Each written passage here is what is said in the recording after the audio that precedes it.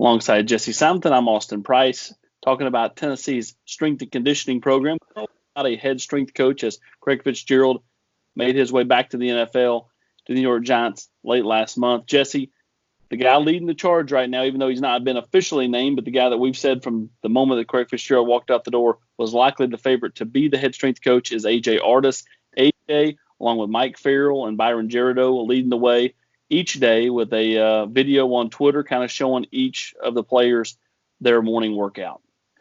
Yeah, I mean, right now I think it just makes the most sense from a continuity purpose when you're taking the fact that you're missing not just even a semblance of normalcy, but you're likely to miss a huge portion of some sort of summer strength and conditioning. And so to not have to change a program midway through whatever happens through this COVID-19 outcome, promoting AJ makes sense. I mean, Craig Fitzgerald, has basically said that both publicly and behind the scenes, that he thinks that he has given his endorsement to AJ. Now, he has also noted that he's not the guy making the call here, so that's going to be up to Jeremy Pruitt.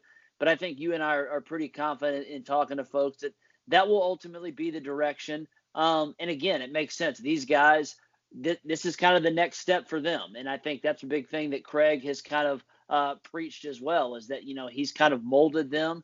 AJ, I think, is probably the most ready to kind of take that next step and lead a program. And it just makes sense from the continuity perspective when you kind of take that, bird's eye view of how Tennessee's going to handle this crisis and handle their strength and conditioning program through it.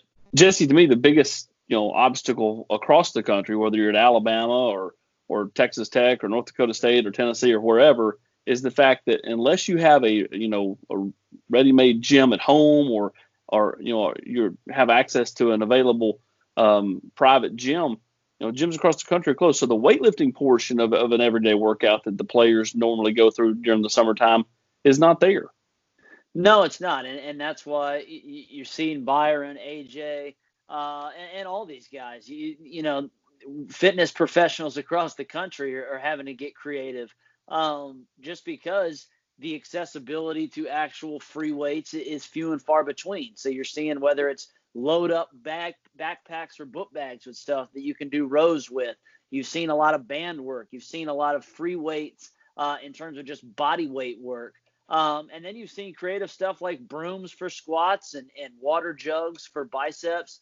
But I think it all leads to the fact that, something that Jeremy Pruitt said, which is not everybody's going to come in the same. And it's going to be very important for when these guys officially do report, whether it's July 1st or August 1st or whenever, that, not only do they get kind of tested immediately to kind of see where their baseline is, but that, not everything is going to be the same for every player, because some people, as you said, maybe did have access to even 25-pound or 50-pound weights, whereas some other guys are doing mostly stuff just outside on a hill, and just running outside and kind of doing free weight, body weight stuff there. So each individual deal is different. Again, the creativity of what you've seen, that's why you've seen so much, I think, just kind of free body movement. This week we saw AJ kind of incorporate some band work into the mix. It would not surprise me that if Tennessee was able to get bands to the majority of their players, because that's something that's fairly inexpensive.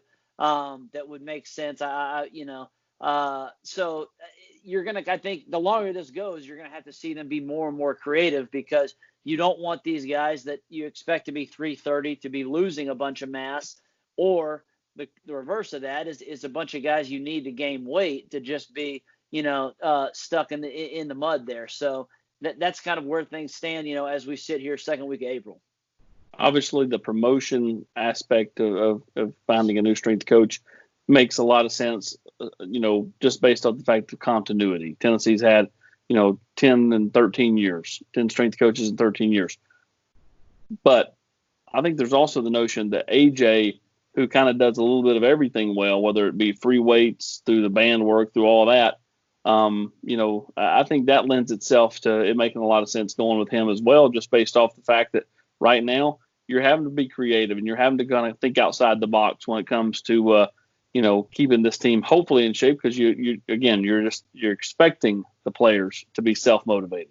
Yeah, exactly. You're expecting them to be self. I also think it's just the kind of the same voice you're hearing from a guy that they know, that they trust, and it's not just AJ. And I think that's a big part of this. A huge component of this is that it's not just AJ Artis who does come with a nice resume, and I think it is properly acclaimed. But you have Byron, you have Mike, and you have Shaq Wilson, and so the fact that all those guys are still here, I think, really benefits the eventual, whenever does become official, promotion of AJ.